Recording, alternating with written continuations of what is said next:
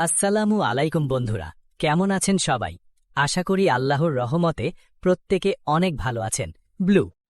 তো বন্ধুরা, ইতিমধ্যেই গরিব ঘরের রাজপুত্র নাটকের ১২ নম্বর পর্বটি আপলোড হয়ে গেছে।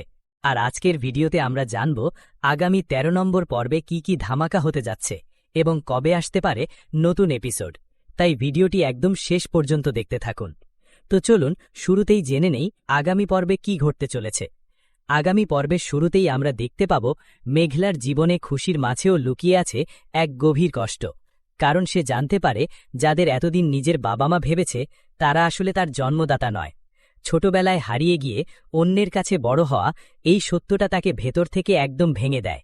এই মুহূর্তটি হতে যাচ্ছে পুরো এপিসোডের সবচেয়ে ইমোশনাল একটি দৃশ্য।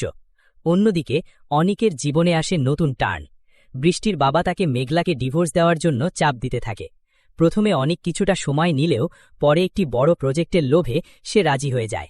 আর এই প্রজেক্টটি হচ্ছে শালিমা গ্রুপের সাথে, যা তার জন্য বিশাল একটি সুযোগ। এরপর আসে সবচেয়ে ধামাকাদার সিন, ব্যাংকের ঘটনা। মেঘলা যখন নিজের কার্ড চেক করতে ব্যাংকে যায় তখন তাকে চরম অপমান করা হয়।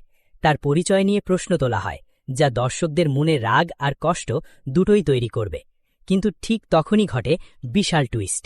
মেঘলা ফোন দেয় সেই ব্যক্তিকে যিনি তাকে কার্ডটি দিয়েছিলেন, আর কিছুক্ষণের মধ্যেই ব্যাংকের ম্যানেজার এসে ঘোষণা করে যাকে আপনারা অপমান করছেন তিনিই হচ্ছেন শালিমা গ্রুপের একমাত্র মালিক।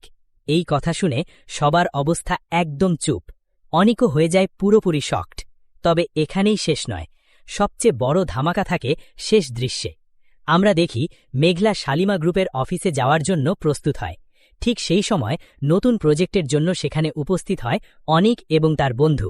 মেঘলাকে দেখে তারা তাকে চিনতে না পেরে অপমান করে, এমনকি সিকিউরিটিকে ডেকে বের করে দিতে বলে। কিন্তু ঠিক তখনই সামনে এসে দাঁড়ায় ম্যানেজার এবং বলে, আপনি কাকে বের করে দিচ্ছেন? উনিই হচ্ছেন শালিমা গ্রুপের একমাত্র মালিক।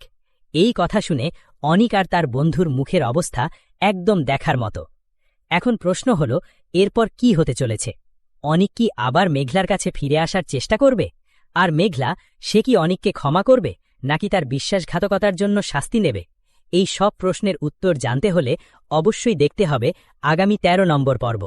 তাই আপডেট পেতে এখনই আমাদের চ্যানেলটি সাবস্ক্রাইব করে রাখুন।